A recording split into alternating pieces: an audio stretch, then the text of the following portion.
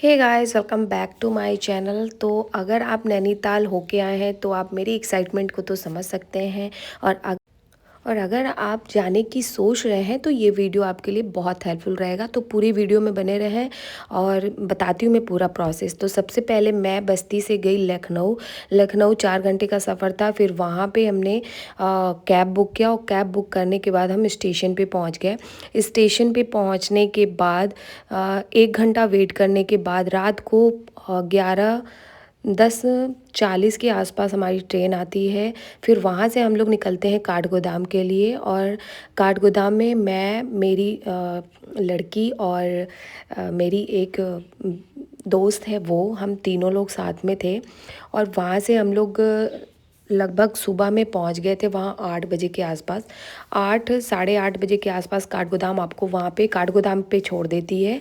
फिर उसके बाद से हम वेट कर रहे थे क्योंकि हमारा भाई आने वाला था, तो वेटिंग रूम वहाँ पे था, वहाँ पे हम लोगों ने बैठ के वेट कर लिया।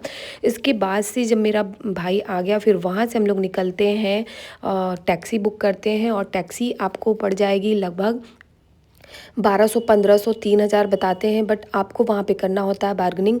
बार्गेनिंग करने के बाद 700, 800, 900, 10, 1000 में आपको आराम से ले जाके नैनीताल छोड़ देंगे। नैनीताल पहुँचने के बाद आपको लेना है रूम अपने बजट के अकॉर्डिंग, और वहाँ बजट के अकॉर्डिंग रूम जो है मिल जाता है। अगर आप 800, 900 में ढूंढना चाहते हैं रूम, तो वहाँ पे आपको जो होम स्टे मिल बने हुए हैं वहाँ पे रुकना पड़ेगा। और अगर आप 1000 रुपीज़ के ऊपर लेना चाहते हैं रूम, तो आपको आराम से नैनी झील के पहले ही आपको ले लेना चाहिए, क्योंकि नैनी झील के आसपास जो भी मॉल रोड पे आपको लेना होगा अगर रूम, तो वहाँ पे आपको काफ़ी पैसे इन्वेस्ट करने पड़ेंगे। और मेरे हिसाब से आप बजट के अकॉर्डिंग चलिएगा तो सबसे अच्छा रहेगा। और यहाँ से हम लोग जब जा रहे थे तो काठगोदाम के रास्ते से जब हम लोग नैनीताल पहुँच रहे थे तो वहाँ पे हमने काफ़ी अच्छे व्यू को देखे और हमने रिकॉर्ड कर लिया। इसके बाद हमने ये लिया रूम। ये रूम हमारा पड़ा था 1800 का, क्योंकि हम लोगों ने 3 बेड वाला लिया था, क्योंकि हम तीन लोग गए थे तो तीनों लोग के लिए बेड होना चाहिए था। और वहाँ पे पहुँचते ही हम लोगों ने अपना प्रोपोगंडा स्टार्ट कर दिया। हमने क्या पहनना है, कहाँ जाना है, नहाना था। और वहाँ पे गीज़र जो है ऑन नहीं रहता है। सबसे पहले मैं आपको बता देती हूँ कि सुबह में आपको नहा लेना है और फिर रात को ही आपको गीज़र का पानी मिलता है। लगभग मुझे लगता है कि सारे होटलों में यही होगा। उसके बाद हम लोग रेडी होके शाम के टाइम में जाते हैं नैनी झील का, वहाँ पे मस्त मज़ा लेते हैं। उसके बाद से हम लोग वहाँ से निकलते हैं। वहाँ पे ढेर सारी हम लोगों ने वीडियोज़ बनाए, फ़ोटोज़ लिए, बहुत मज़ा आया था। मैं छोटे में गई थी वहाँ पे। और फिर उसके बाद 15 साल के बाद, आई थिंक 15 नहीं, मुझे लगता है 25 ईयर्स के बाद मैं वहाँ पहुँची हूँ। उसके बाद से 2.5 से 3 किलोमीटर की दूरी पे वहाँ पड़ता है पाषाण देवी। सबसे पहले हम लोगों ने पाषाण देवी के दर्शन किए। वहाँ मंदिर बहुत ही प्यारा सजा था और भंडारा भी लगा था, जहाँ पे हम लोगों ने प्रसाद लिया। चुनरी भी वहाँ बांधते हैं। ऐसा मानते हैं लोग कि वहाँ मन्नत मांग के अगर आप चुनरी वहाँ लगाते हो तो आपकी मन्नत ज़रूर पूरी करती हैं पाषाण देवी। और पाषाण देवी की आँखों में जब आप देखोगे ना तो इतना खूबसूरत लगता है, मतलब मैं बता नहीं सकती। तहे दिल से मैं बहुत धन्यवाद करती हूँ उन लोगों का जिनकी वजह से मैं जा पाई हूँ यहाँ पे दर्शन करने के लिए। उसके बाद हम लोगों ने नैना देवी के दर्शन किए। नैना देवी के दर्शन करने के लिए आपको पाषाण देवी से कम 1.5 किलोमीटर की दूरी पे जाने के बाद नैना देवी दर्शन होते हैं। और हम लोग शाम को आरती में पहुँचे थे। वहाँ पे मोबाइल अलाउड नहीं होता। फिर सेकेंड डे हम लोग पहुँचते हैं। सबसे पहले नीम करोली बाबा के लिए निकल जाते हैं रेडी होके। सुबह हम लोग 8 बजे के आसपास, 8:30 के आसपास हम लोगों ने रेडी हो गए थे। फिर उसका 9:30 बजे के आसपास हम लोग निकलते हैं नीम करोली बाबा के दर्शन करने के लिए। फिर वहाँ जाते हैं।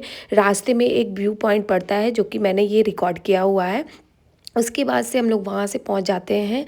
लगभग पहुँचते हैं 20 मिनट का रास्ता रहता है। वहाँ से हम लोग नीम करोली बाबा पहुँच जाते हैं। वहाँ पे आपको मोबाइल अलाउड नहीं है, बिल्कुल भी अलाउड नहीं है। और हमने बाहर से ही थोड़ा बहुत कैप्चर कर लिया था, जो कि मुझे वीडियोज़ बनाना था, इसलिए मुझे आपको दिखाना है।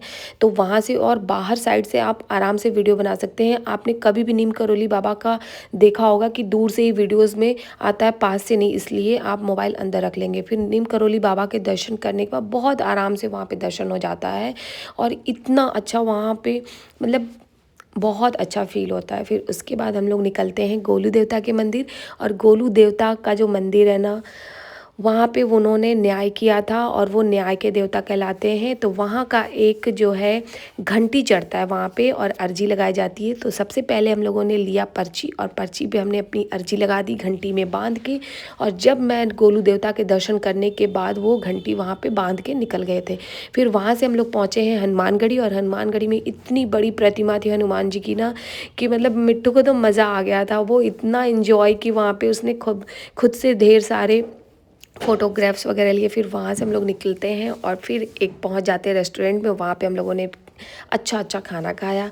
फिर नेक्स्ट डे मैं निकलती हूँ, अब हम लोग जा रहे हैं हिमालय दर्शन करने के लिए और नैनीताल में छोटी छोटी जगहों पे घूमने के लिए, जहाँ आप इंजॉय के लिए जाते हैं, जहाँ आप अगर कपल हो तो आप वहाँ पे ज़रूर जा सकते हो। तो वो रोमांटिक लोग भी जा सकते हैं, बोरिंग लोग भी जा सकते हैं। ये है हिमालय दर्शन। वाओ कि इतना प्यारा लग रहा। मैं मतलब इतनी खुश हो रही थी हिमालय को देख के ना कि क्या बताऊँ, इतना प्यारा लग रहा था दूर से। फिर हम लोगों ने दूरबीन में देखा। पैसे लगते हैं 100 रुपये वहाँ पे। फिर वहाँ से हम लोगों ने दूरबीन में सब दर्शन किए। मिट्ठू ने घुड़सवारी पे फ़ोटोग्राफ्स वगैरह लिए। उसको पे चढ़ने का उसका 50 रुपया लगता है वहाँ पे। 50 रुपये में आपको घोड़े पे चढ़ के फ़ोटोग्राफ्स वगैरह ले सकते हैं। और यहाँ से इतना पूरा शहर दिख रहा था नैनीताल। वहाँ पे ना ऑक्सीजन की थोड़ी कमी है मुझे लगता है, क्योंकि हम लोगों के कान ना पूरे अच्छे से बंद हो गए थे, मतलब कुछ सुनाई नहीं दे रहा था ज़्यादा। और फिर उसके बाद पूरी बॉडी पीछे की तरफ भागती है वहाँ पे। तो वहाँ पे बच्चों के साथ अगर आप जाते हो ना तो थोड़ा केयरफुल होना पड़ेगा। और पहाड़ के साइड में वहाँ पे बहुत सारे लोग नहीं रुकते हैं। और अगर आप पहाड़ पे गए हो और पहाड़ की मैगी नहीं खाए तो समझ जाओ कि आपने कुछ भी नहीं खाया। मैगी तो ज़रूरी खा के आना यार। 60 और 100 रुपये में मैगी मिलता है वहाँ पे। और उसके बाद हम लोग पहुँच जाते हैं केव गार्डन। केव गार्डन में देखो बाहर ऊपर पहाड़ से पानी आ रहा है और वो इतना वहाँ पे ठंडा था, माँ कसम मुझे बहुत ठंडी लग रही थी। मैं एक तो मैंने वन पीस भी पहन लिया था, तो वहाँ पे थोड़ी ठंड लग रही थी। तो अब पहुंच गए हैं गब्बर ब्रिज के पास और वहाँ पे ढेर सारी शूटिंग भी होती है। पिक्चर वगैरह में हमने देखा है, वहाँ हम लोगों ने भी ढेर सारा पिक्चर कैप्चर किया, वीडियोस बनाए। बहुत अच्छा व्यू वहाँ का लग रहा था। फिर उसके बाद हम लोग लौट जाते हैं काठगोदाम के लिए, क्योंकि हमारी रात में ट्रेन रहती है 8:30 के आसपास, तो हमें वहाँ पहुँचना होता है टाइमली। तो ऐसी वीडियोज़ देखने के लिए मेरे चैनल को सब्सक्राइब जरूर